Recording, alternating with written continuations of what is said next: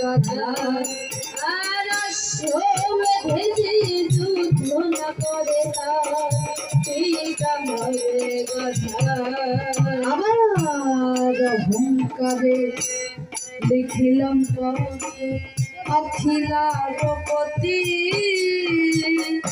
অশ্ব বেঁধে যুদ্ধ না করে তার মাতা হয় সতী আর অশ্ব বেঁধে যুদ্ধ না করে তার মাতা হয় সতী আবার সতী পুত্র হলে সতী বাঁধিবে অসতীর পুত্র হলে রণে পরাজয় মানিবে আর সতীর পুত্র হলে রণে পরাজয় মানিবে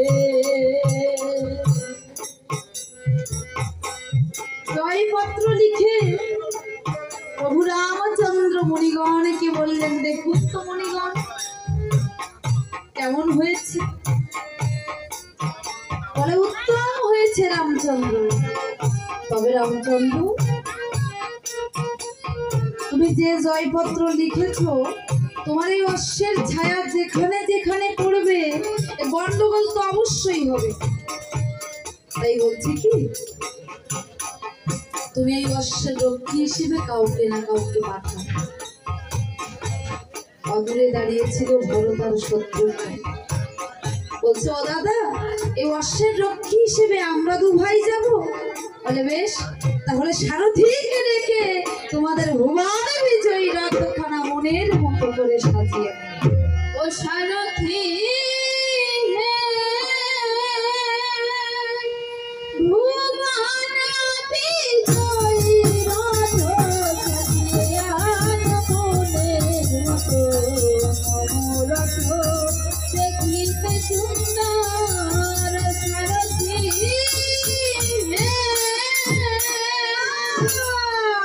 সারথী